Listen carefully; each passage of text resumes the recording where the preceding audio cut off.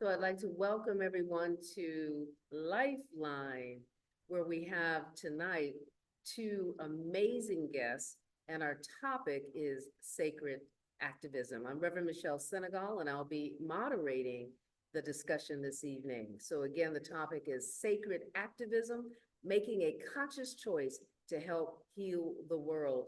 And to get things started, I'm just going to play a little music that speaks to the We have subject. traveled a long way this evening to be here, and we are grateful that we are. Even freedom cannot rest. We who believe in freedom cannot rest until it comes. We who believe in freedom cannot rest. Oh, how can you rest? We who believe in freedom cannot rest until it comes. Until the killing of black men, black mothers, sons is as important as the killing of white men, white mothers, sons. Sing with us. We who believe in freedom cannot rest. Oh, how can you rest? We who believe in freedom cannot rest until it comes. The older I get, the better I know that the secret to my going on is when the reins are in the hands of the young who dare to run against the storm, not needing to clutch for power, not needing for the light just to shine on me. I need to be one in the number as we stand against tyranny. Now we who believe in freedom cannot rest. Don't you We rest? who believe in freedom cannot rest. You know that struggling myself don't mean a whole lot. I've come to realize that teaching others to stand up and fight is the only way my struggle survives. I'm a woman who speaks in a voice, and I must be heard. At times I can be quite difficult, about to no man's word. And that we who believe in freedom cannot rest. Oh, don't you We rest? who believe in freedom cannot rest. One more time now, we who believe in freedom cannot rest. I believe, I believe, I believe, I believe, I believe. Do you believe? Do you believe? Do you believe? Do you believe in freedom?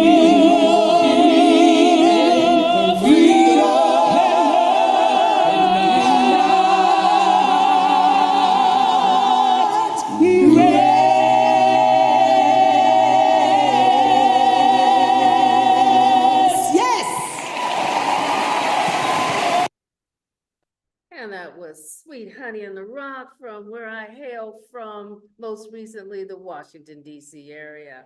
I'd like to welcome our guests this evening. First, I'd like to introduce the Reverend Derika Blackman, a licensed minister of religious science and the senior minister at East Bay Church of Religious Science, where she has dedicated over 25 years of service to the spiritual transformation of the entire planet. Her work is rooted in a tradition of spiritual activism that seamlessly blends spiritual and cultural principles that foster personal and social liberation. Whether her ministry is in juvenile hall or corporate conference rooms, she is committed to providing loving comfort to those facing oppression and constructive discomfort to those resting in their societal privilege. Welcome, Reverend Derika. Thank you so much, Reverend Michelle, for having me. Indeed.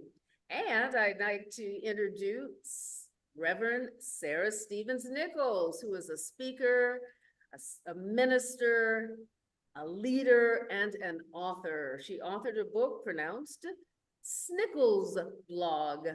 And since 2004, her experience as a public interest lawyer in Washington, D.C. and around the California legislature, and being in service as a minister at the Center for Spiritual Awareness in West Sacramento, informs her work as co-creator of an entirely new reality. Sarah draws deeply on her inner knowing and spiritual practice and tools to transform her body and her soul to experience what else is possible. Welcome, Reverend Sarah. Thanks for having me, Reverend Michelle. Indeed, indeed. So I thought, being the trainer, facilitator that I am, that I would just ground us in some definitions, and then I have several questions for our guests, and they'll be alternating back and forth in terms of who starts to respond to the questions. So let's go ahead and go to school for just a moment. Let's see here.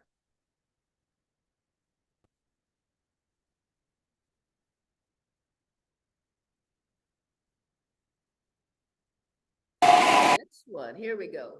So what are we talking about when we use the phrase sacred activism? And so these definitions, you all, came from the most recent issue of the Science of Mind magazine. The intersection where consciousness becomes action, prayer becomes movement, and spiritual principle meets practice. It's rooted in the principle of oneness, recognizing all of life is interconnected and we are bound together in an inescapable web of mutuality. That was a quote by the Reverend Dr. Martin Luther King Jr. And then it continues on by saying that it manifests as a call to practical action in the world, and it urges proactive engagement with social and environmental issues. So I am going to stop sharing now, and we're going to hear from our guests in response to questions relative to this topic. So the first one is, and I'll start with you, Reverend Jerika, of which aspect of sacred activism are you most passionate? It could be environmental, it could be social, it could be anything. Yeah. I've been doing the work of sacred activism for a long time, and a lot of the work that I've done has been around race. But over the past, I would say 6 or 7 years, I've become more of I would say an ally and an advocate around issues of gender and disability. But I think the thing that I'm most excited about is kind of busting through the blocks that people have around what activism is, right? So I feel like the thing that gives me passion is always kind of, breaking through stereotypes that people have about things, and the way, even when we're all in the quest for justice and freedom, we still feel like we have to create these hierarchies of I'm this, but not that. I care, but I'm not an activist, or I'm not into that diversity training stuff, or like whatever it is, we keep coming up with a new word to identify the thing that we're not. And even as far as, our political divides or our racial divides or whatever divides we have, I'm really curious about how do we bridge those gaps? How do we have conversations across them? What do we believe in oneness if we keep talking about the people we're not one with? So that I would say is my little fascination piece. Okay, awesome. Thank you so much. You're Reverend welcome. Sarah. Well, I'm I'm really into teaching people who think they're just political, spiritual tools, and people who think they're just spiritual, political, and policy tools. And I hang out in the intersection between those things. Yeah. So that's the short version. Last Monday, I went to the Sacramento City Council. I was just shown to go, and they had a ceasefire in Gaza resolution that they were voting on that night. And I went to pray and hold space while that was happening, but I put my name on the list to testify and spoke in favor of that resolution, or my plan. I put a comment on the record that was a prayer in favor of that resolution. And then my plan was to pray when I got to it. I have actually done that in numerous public settings, shown up at a public body, put myself on the record for a particular position, but then had my entire testimony be a spiritual mind treatment without them knowing it was a spiritual mind treatment. And then had, in every instance, something occur that people in the room did not expect would occur after that, and then have people come up to me going, "What happened?" I've had more interest, if people want to do it just to get attention to their center. I've had more interest in centers that I've been involved in from doing that than almost anything I've ever done. But it isn't the reason I do it. I do it because my heart tells me to be there. Yes, yes. Well, I'm taking notes though. Thank you so much Beautiful. for that. And this is actually the next question speaks to what both of you have talked about or intimated. So here's the question.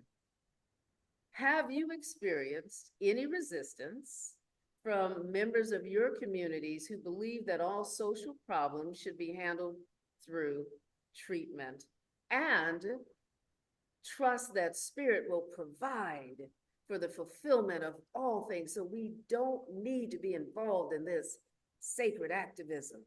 And let's start with you, Sarah, on that one. Well, what I find, I'm at the Center for Spiritual Awareness in West Sacramento. I'm staff minister there. And before that, I was the senior minister for the Center for Spiritual Living, Davis, for 5 years. And I will say that in both communities, though most of us had similar visions of a world that works for everyone, there is a lot of discomfort when it starts moving into actual taking of positions and moving out into the world. And most of the discomfort is not around, that I perceive, is not around the positions themselves, but around fear that somehow they're broaching a legal barrier to what you're allowed to do as a nonprofit. And since I was trained as a lawyer and worked for multiple nonprofits in a capacity as as an advocate for them in the legislature, and 501c3s, no different tax status than we have, I know for a fact which things we can do and which things we can't do. And we can take positions on anything we want to. Any legislation, any state ballot initiatives, any local positions. It's just candidates and parties that we have to be very careful about. And there's even a lot we can do there. Wow, well, thanks for the clarification on that one. Appreciate it. And your response, Tarika? Boy, so my center is in Oakland, and there certainly has been a strong history of activism there. So I do think I have the privilege, being in the Bay Area, of having a lot of support for that. I joke all the time when I bring up topics and I sort of push the edge, I call for a ceasefire in Gaza. I talk about the history of the Arab-Israeli conflict and, some of the things that, we need to be mindful of when we have this idea that it's all equal or we pick one starting point. Like, yes, absolutely. I mean, I've had people get up and walk out. But, I say to folks, my job is to comfort the afflicted and afflict the comfortable. And I'm really blessed that the person who got up and walked out called me and gave me some really good feedback that I made the adjustment with. This is what it means. And so what I tell people, this is what it means to be in community. Doesn't mean that I'm always right with everything I say. It means that we're going to have a dialogue, and I'm not going to shy away from the dialogue. When Sarah and I are classmates, when we first came into ministerial school and we started just talking about diversity and inclusion, people were, like, we don't need diversity, we need oneness. And, that wasn't that long ago. And I can't imagine, for Reverend Eloise and other folks like that, some of the things they had to deal with. So I think that, yes, there's pushback, there's fear.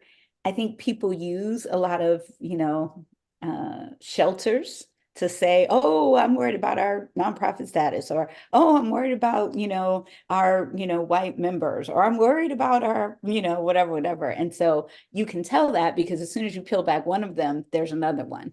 And it's like, okay, now let's get to what is it that we're really afraid of? And the answers to that can be really interesting. Yes, yes. Can I I- jump in one more thing on that? Or Sure, you can. Go ahead. just that, that's such a great call, all of that, Dorica. And apropos of white members, one thing that really sort of crystallized things for me, a few years ago, I watched this great, long before she declared for president, Marianne Williamson did this whole series at Harvard Divinity School. And one of the things she talked about was how in the civil rights era, Black and white folks came together, certain amount, not all white folks for sure, to support civil rights and to legalize segregation. And then there became this, and then the African American community, which had never had any issues with having spirituality and politics mixed, kept on with it. And then white folks divided into two camps. And this is an oversimplification, and she would say it's the truth. It's an oversimplification. East Coast whites that were very strongly political, but almost anti-spiritual and anti-religious, and the West Coast whites who were very spiritual and anti-political.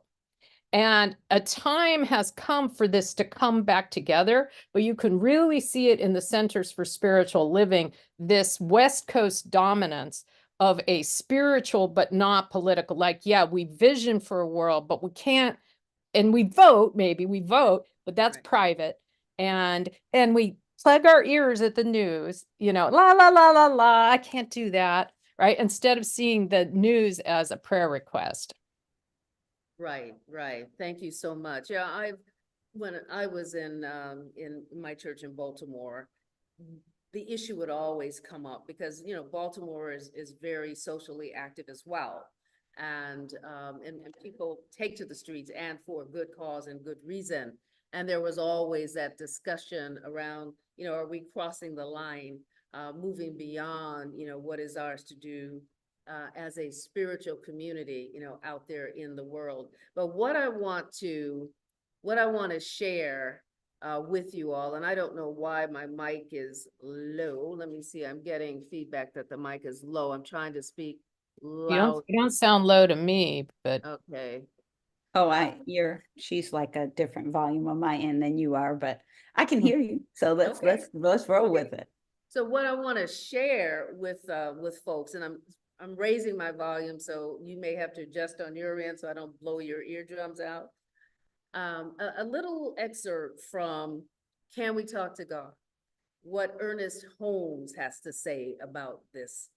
He says, the greatest good our mind is able to conceive should be affirmed as a part of our everyday experience.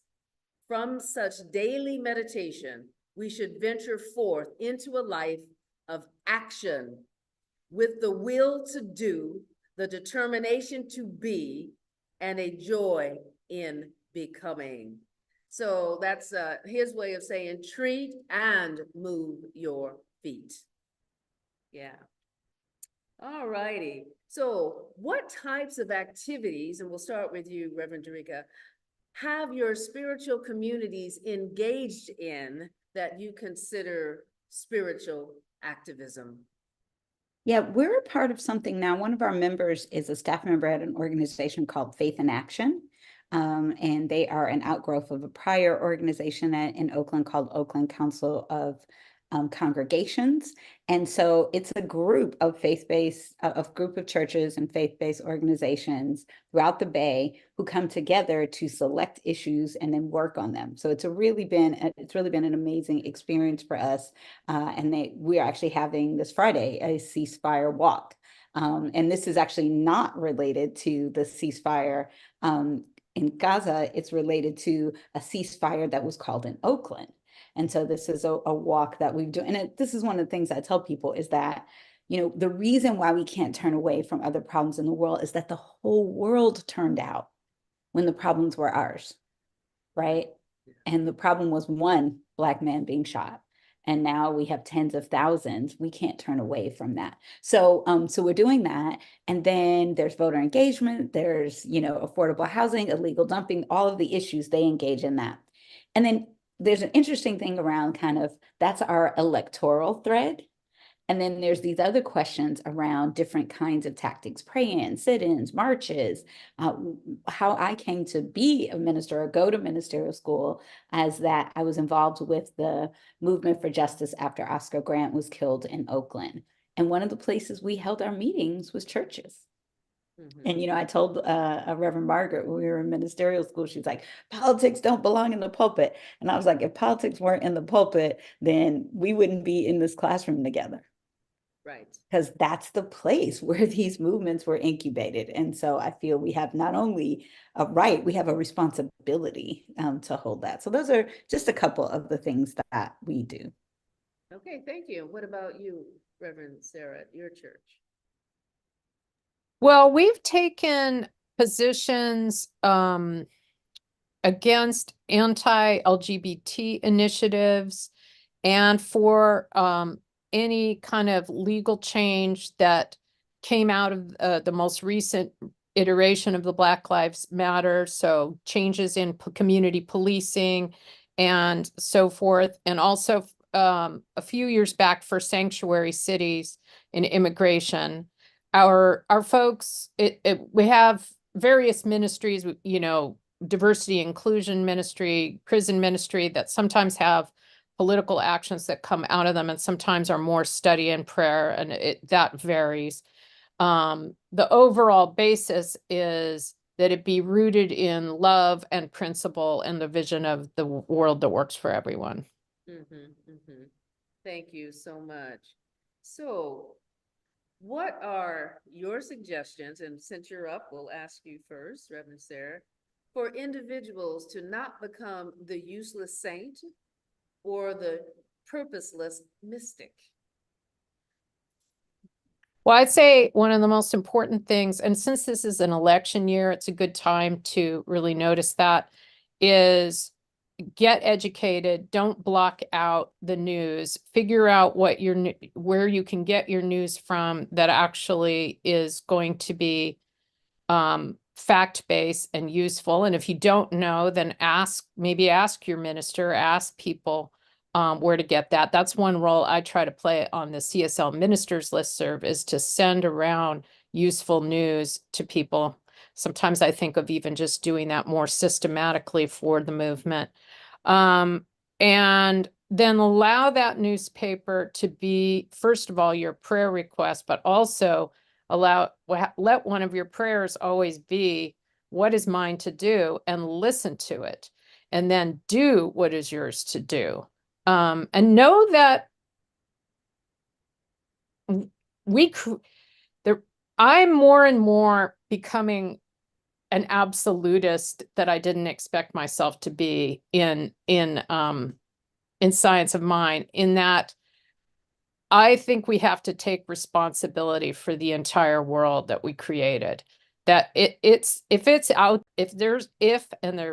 I perceive that there is racism and poverty and sexism and war and devastation to the climate and raping of the earth.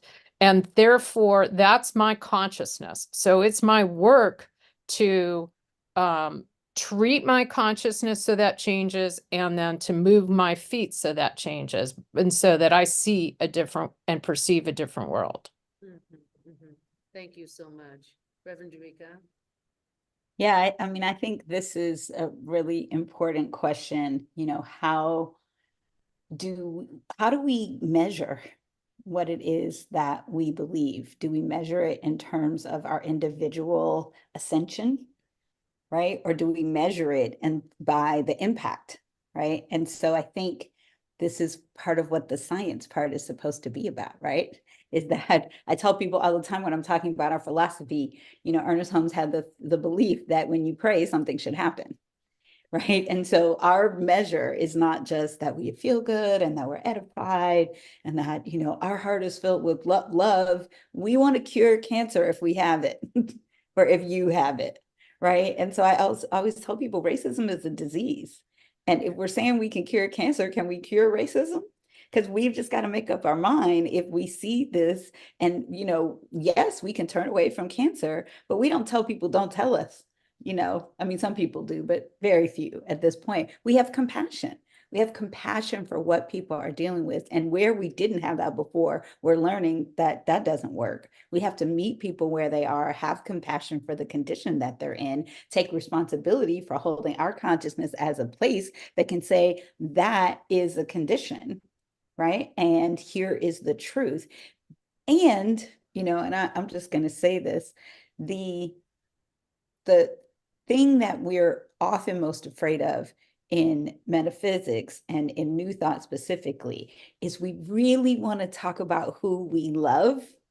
We don't really want to talk about who needs to be healed of these false beliefs, Right. as in folks with privilege, right? Like we want to like say, this is being worked on because I'm friends with these people or these people go to our church. That's not where the issue lies. You can't say like, oh, I'm healing your cancer because I'm going over here and planting trees.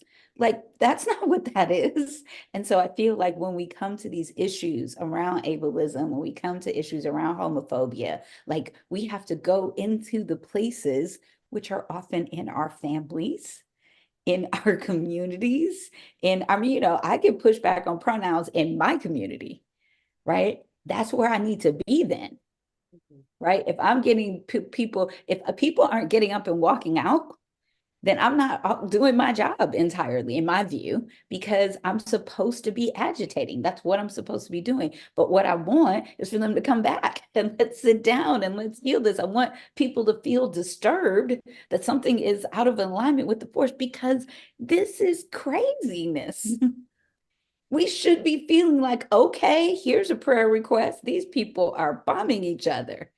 That I know that's not the truth, is that we need to fight fire with fire. And I'm not going to apologize for saying I'm anti-war because it's political. I'm anti-war. I was there anti-war with the first bomb, and people, you know, they say things like, well, you know, the US bombed, you know, Iraq or whatever when, you know, we didn't have a problem with that. And I was like, Barbara Lee speaks for me. That's my congressperson. She's the only person who voted against the Iraq war and faced all the death threats and all of that. And I'm okay with us holding that as our North Star, to be unpopular, Mhm. right? That should be our North Star, because in the end, history looks back. I mean, think about how we look back at something like slavery or the Holocaust. We look back and go, how did we stay out of that? How did we stay silent? Why didn't anybody speak? How did this last for 400 years, right? And it's not because of the slaves, right? It's not because of the Jews. It's because of the people like us who had the power to speak out and do something. So, yeah, as you can see, this is the place where I feel most passionate about. Like, I don't want your spiritual evolution.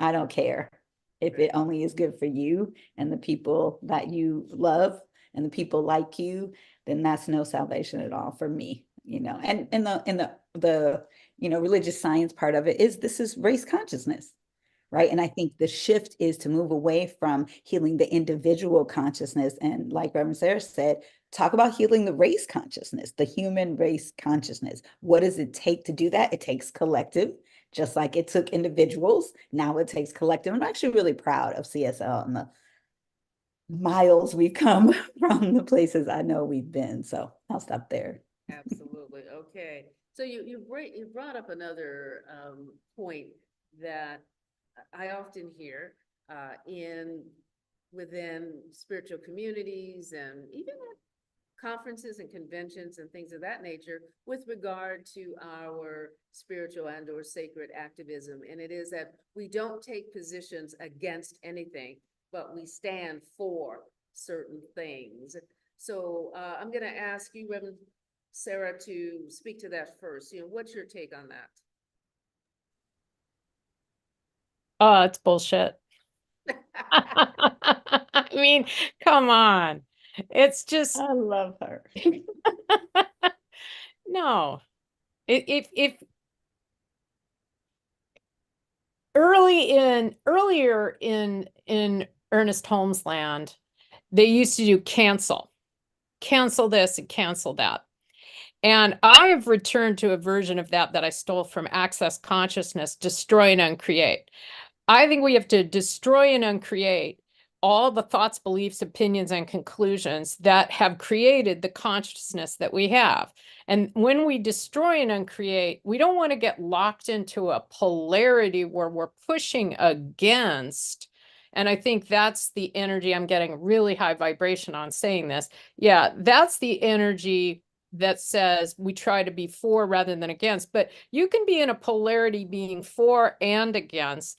And what you have to do is destroy and uncreate the thoughts, beliefs, opinions, and conclusions that created this, and allow and then be clear about the vision of where you're going. And sometimes that means taking a position for, and sometimes it means taking a position against. And there needs to be clarity there. One of the things I do a lot in my practice and with other ministers and with practitioners and with people who are engaged with this stuff is I ask them to write down all the reasons they're scared of taking a position or going out into the world, or if of the church doing it or the center doing it, and write that down on a piece of paper. And then I do treatments on each one of those things. Sometimes I have them on Zoom, chat them to me privately, so it's not anybody having to say that. And then we destroy that in consciousness.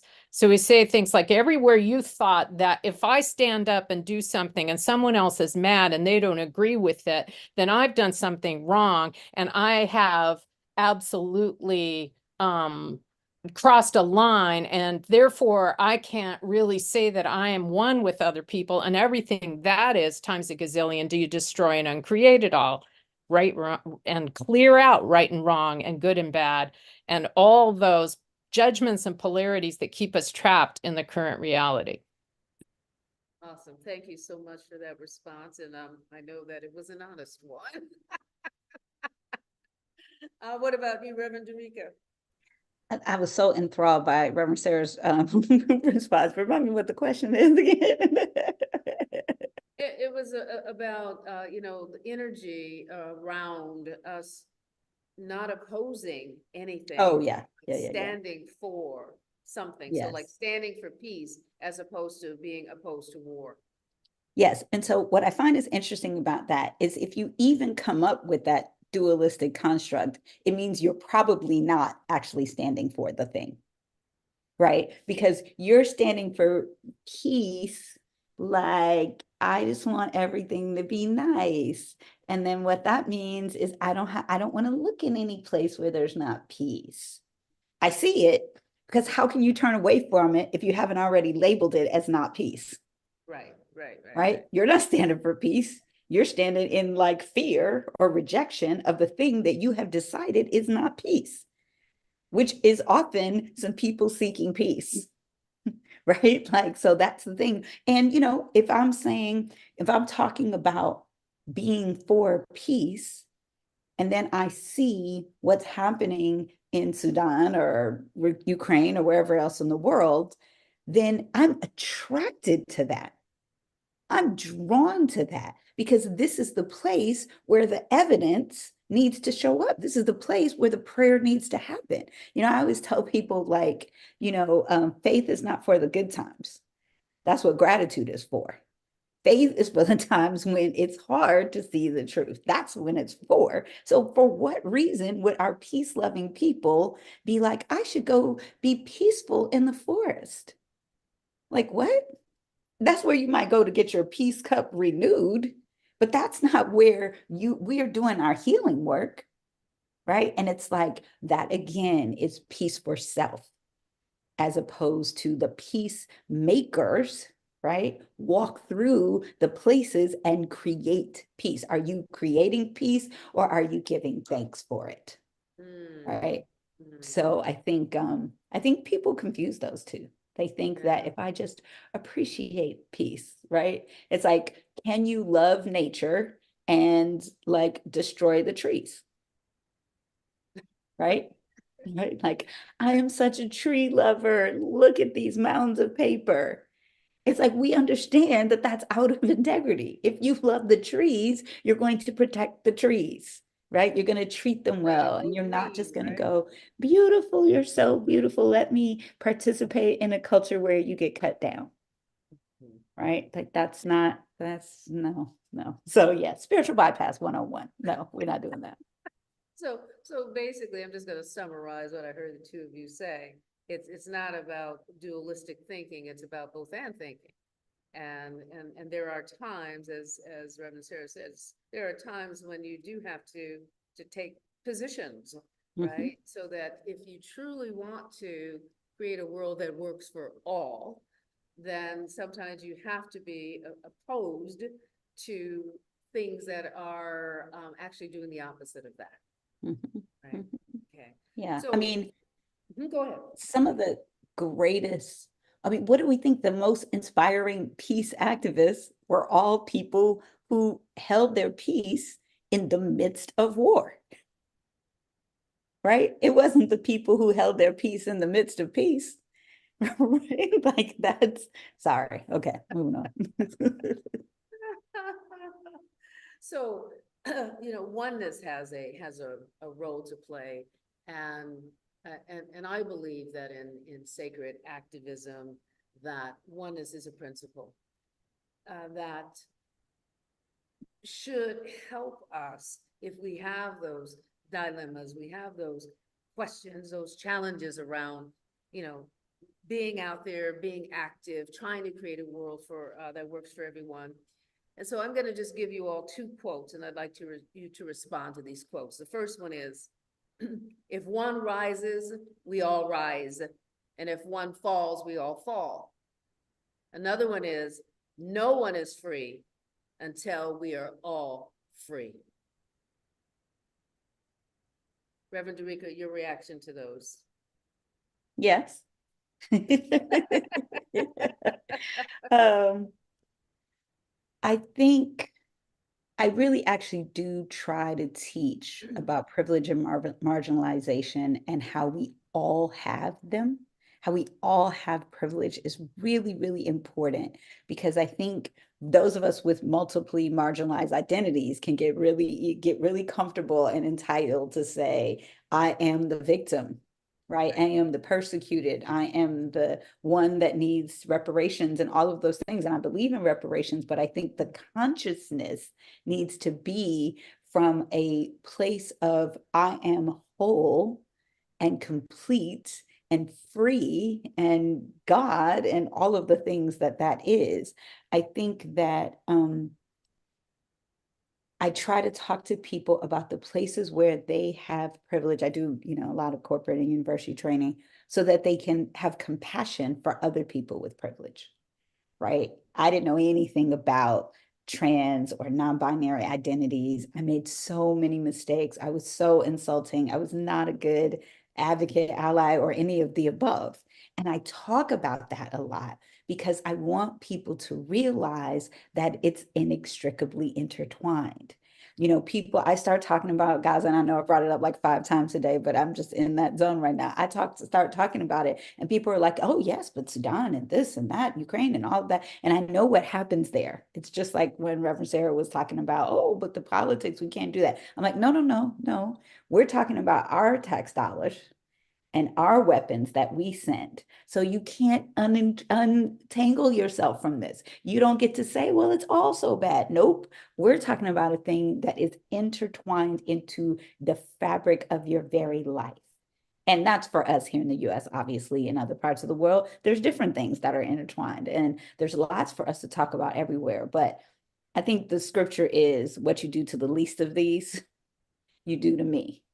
And I can't say it better than that. All right, thank you so much. Any thoughts on that one, Reverend Sarah? I don't think I have a lot to add to anything Reverend Dorica said. I would agree with all of it. Um, there are probably some things that Reverend Drake and I disagree on, but we haven't hit on it in this point.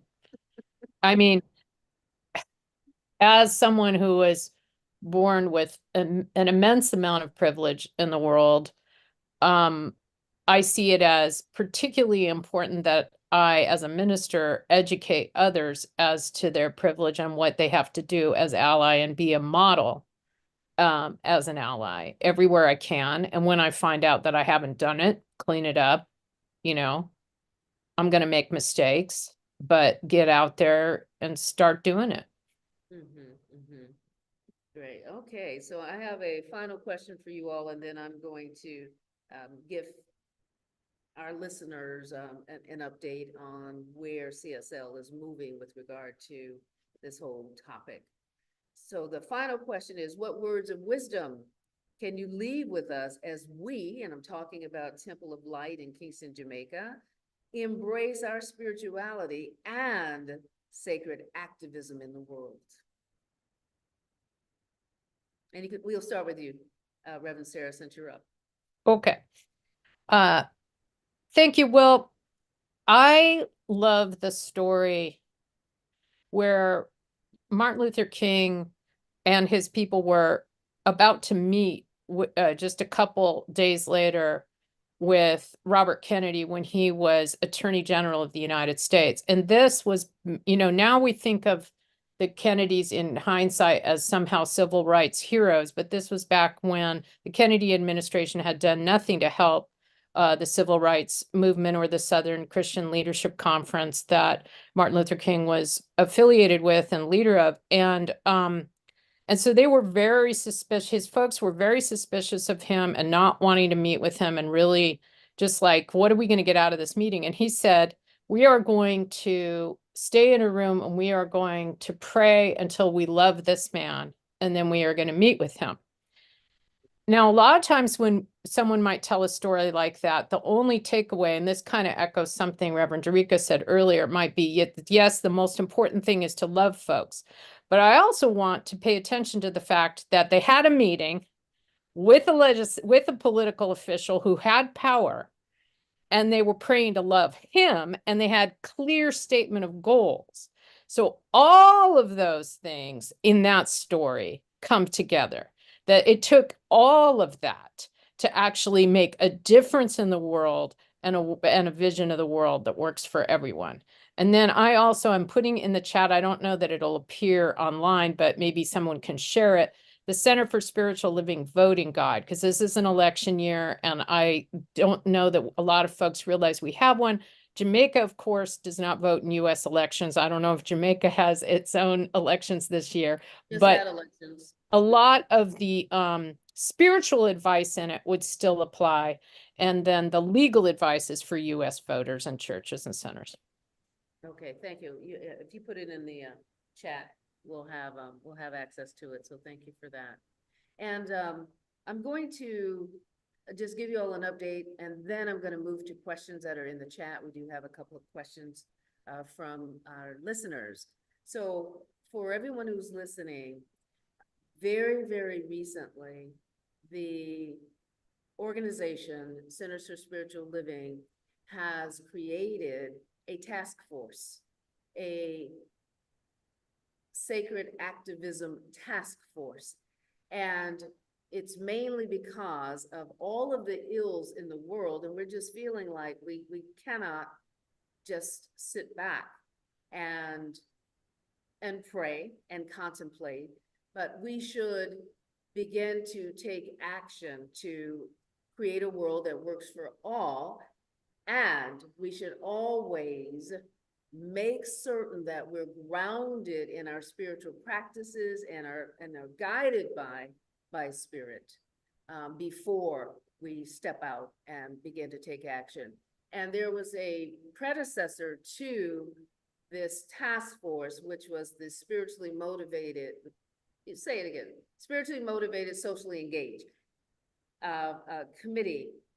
No, it wasn't a committee. Or was it a committee? It was a committee. spiritually motivated social engagement. Engaged, right, okay. Committee, And yeah. you were very active in that. I was the chair of that for a time under Edward Follion, yeah. Right. So, if you would share with us some of the undertakings during your time there that the committee was involved in. Well, we drafted the position papers for the Centers for Spiritual Living being put out to the field with the Dr. Ken Gordon when he was spiritual leader and with Dr. Edward Volune when he was spiritual leader on sometime often reactive to world events. And we drafted them, and then the spiritual leaders would interact with them and polish them and get them out to the field, and that would become what got read at the centers and used and often reacted to.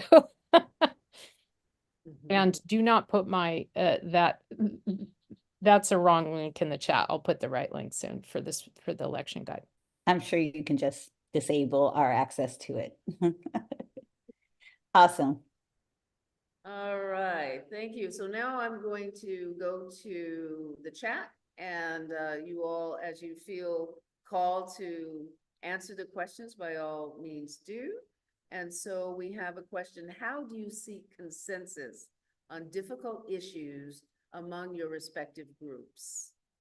So when you have, folks that have different positions around maybe some of your activities, the social activism that you all are doing and where you are focusing, if you arrive at, say, conflict, how do you seek consensus? Well, I love Sarah's story of Dr. King's idea. Let's pray until we love each other on this issue. But I do think establishing a baseline of, first of all, what consensus looks like in your communities, being clear if you need it, right? I try to be really clear when we're going to make a decision because we're all going to agree, and when I'm going to make the hard call. And so I think sometimes people think the minister shouldn't make the hard call, but you can't always you can't always go at the whim of, the crowd. That's the whole point, is that you're supposed to hold a higher standard, a different vision, a level of insight. You're supposed to have a dedicated practice that's going to allow you. See, now you're a servant leader. And so that's important. And it's important to model to people that whatever policy I'm advocating for, whatever truth I'm telling, it's in service of the liberation of all people all the time, or the revelation that all people are already free, right? So like however we're thinking about that. So I do think that, yes, you have disparate groups who are in different places, but I do think sometimes leadership is about making the hard call. And I think we've gotten to this place where it's like, we're always supposed to be neutral. That's not what leadership is. That's not a good leader, right? I mean, Mandela gets out of jail and everybody's like, great, he's free. We're about to prosecute, persecute. And he's like, I'm not coming with any of that. Like, we trying to do forgiveness. That wasn't, I'm sure the tension, right? Reverend Ian is always like, look, they killed Jesus. I don't think you really want to worry about being unpopular, right? Like, and so I think that's a mistake to think that what we have to have is everyone agree. If we have a culture where we respect and love each other, even when we disagree, then we don't have to agree all the time. We're going to take positions sometimes, and not everybody's going to agree with them. And I think there's a way to do that says that, right? So that's my initial thoughts. Okay, thank you. And Reverend Sarah. Yeah, I mean, the spiritual leader has to be the spiritual leader. It doesn't say the spiritual follower, right? It says spiritual leader. Reverend Dr. William Barber is great on this stuff. And I made a whole just like Google Doc of links to different quotes and talks of his where he's talking about using scripture to talk about the importance of actual leadership, and that, if people aren't walking out, you're not doing it. And I can share that. It's a great tool that we worked, I did it for the SMSE committee a few years ago and we sent it out to the field and I just remembered it when you all were talking about it. Great. So if you have access to it, you can put it in the chat, that'd be great. If not, just send it to No, I me. do. I just found it. Okay, wonderful, I don't wonderful. lose things. I don't know why. Okay, so I have another question. It says, do you believe that CSL should promote more of the global heart vision within our centers? And let me speak to that, meaning that what actually happens in most centers, and I know it happens in my center, is that that very long document gets collapsed down into one statement to create a world that works. And now that they've changed the language to all, not to everyone, but to all, because they started including, you know, animals. I mean, this was at the last convention, they started using that language. And so I would say absolutely yes, that more people should know the full global heart vision. And there's so much there and it's so rich. And I think that it really helps people to reconcile if there's ever a dichotomy in their minds with regard to, you know, should we be active? Should we just pray? Have we crossed the line from spirituality into activism? And is that an issue? If they read and knew the global heart vision, I think it would all make sense to people. So I would say yes to that. And you all can comment on that as well, if you'd like. Yeah, I mean, that's something that Dr. Edward worked very hard on and Dr. Ken, and they both educated me a lot on the spiritually motivated social engagement committee about it. And it's something that I think most of the field, including practitioners, really haven't read or know about. And so it's a good note to like have it out there, pass it around. This is our heart vision and have conversations about it. Absolutely. Thank you. Thank you. I put in the chat, you all, clarity, consensus, commitment. That's the 3 C's. Dr. John Waterhouse introduced me to that concept. When you find yourselves in spiritual community and you have conflict, and you know, you're always going to have conflict because people are not always going to agree on everything. We're not going to see the world in the exact same way. And so what he suggested was that you spend the time really getting clear on what is meant. And although it's presented in this linear fashion, you may go back, you may get to a point of think you're ready for commitment and let's take action and move forward. But then somebody raises their hand, I'm not so sure, what did you mean by? And so what that means is that you may have to go back to clarity over and over again to truly get consensus. It takes a long time, but when you do, then you call for that commitment. We have made a decision that this is the direction we're going to go in. Even if I don't agree, I've had my say.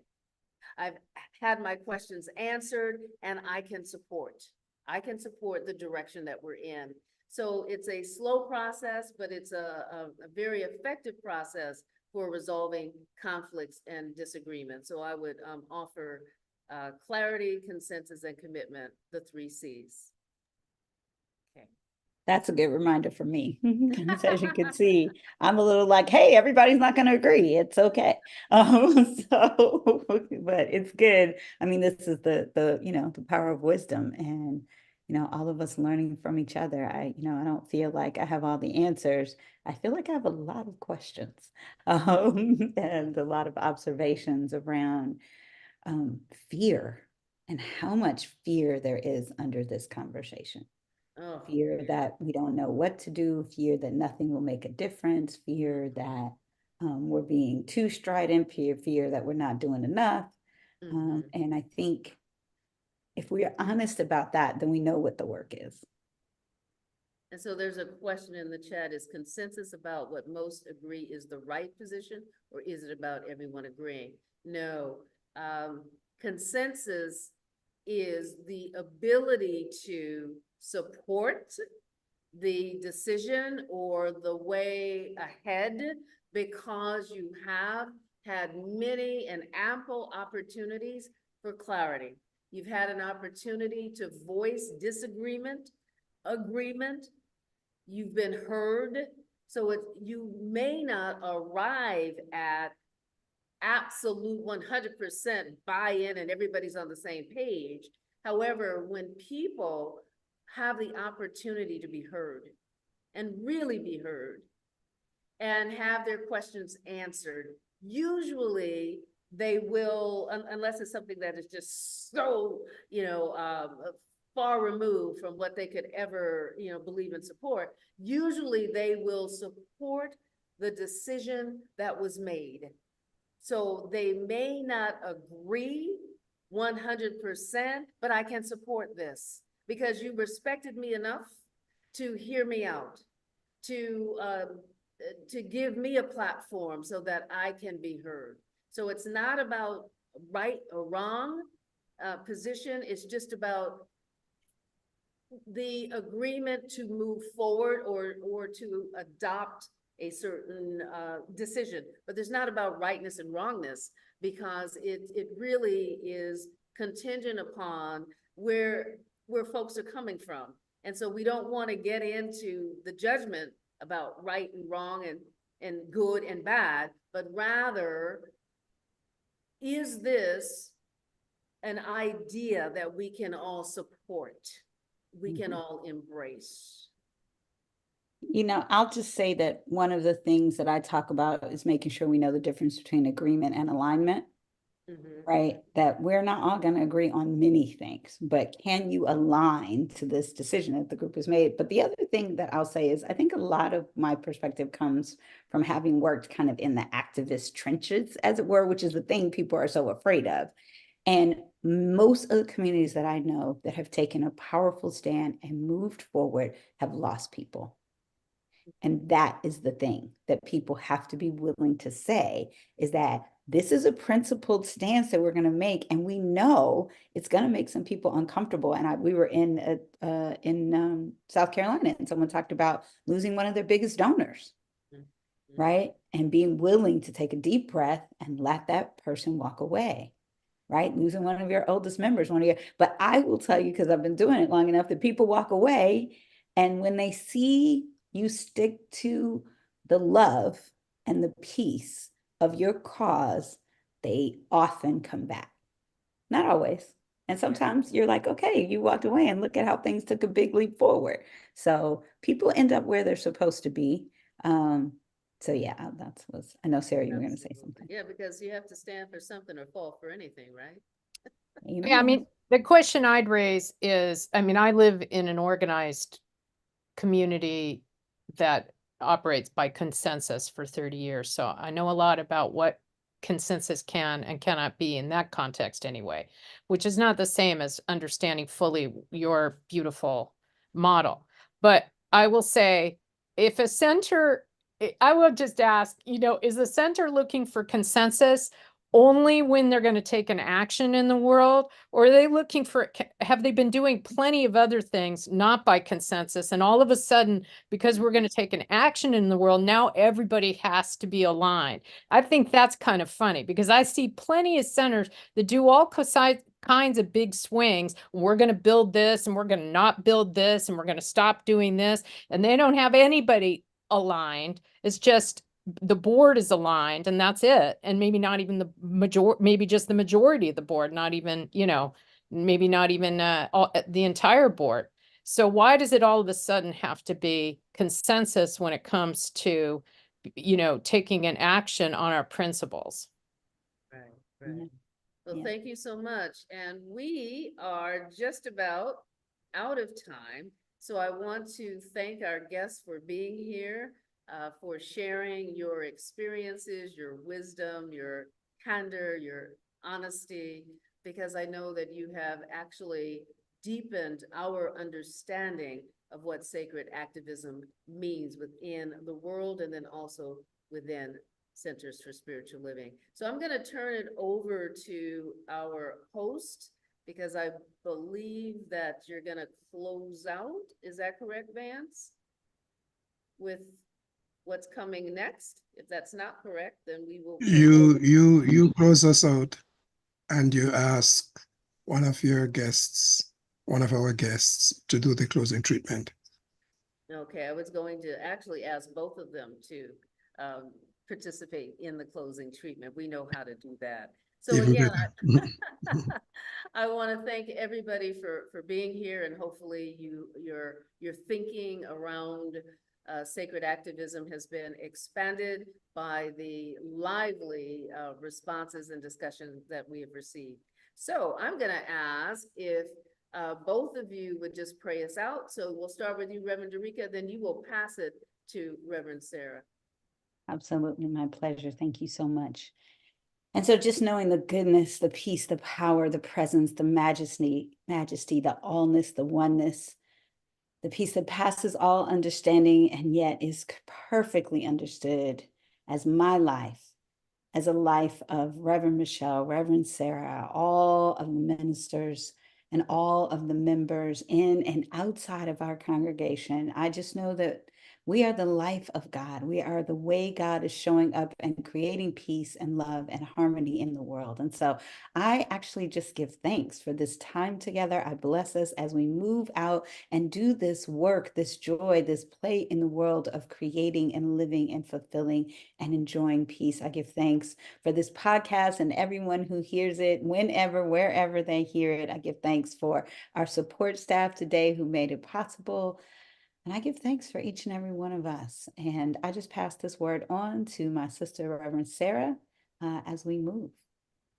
I received this word and I know that it has done its work, and I bless all who are receiving it. And I know that Reverend Michelle's ministry and the ministries of everyone connected with this program are blessed by this call. That people hear what they need to hear and feel what they need to feel, and are able to be even more connected with their good and a vision of a world that works for all, and how they fit into that. And what is theirs to do is shown to them, and they are able to do it. They are able to step forward in power and in authority and on their own power and authority, regardless of what people around them might think or feel, because that is what is in alignment with their highest good and the good of the world as it is shown to them. Thank you, thank you, thank you, Spirit, for courage, for clarity, for consensus and commitment. All together, these C's coming to the fore. And what else is possible? And how does it get even better than this in our teachings and in everyone we touch?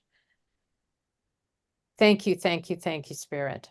I let go and I let God. And so it is. Amen. And so it Ashe. is. And so it is. Thank you all so much for being Thank here you. again. Thank you for And having everyone us. have a happy renewal or resurrection day, however Yes. you celebrate it. It is upon us. Bye for now. Absolutely. Thank you so much. Thank you. Bye for now. Thank Thanks for having me. Thanks for Bye. having us. Absolutely. Thank you.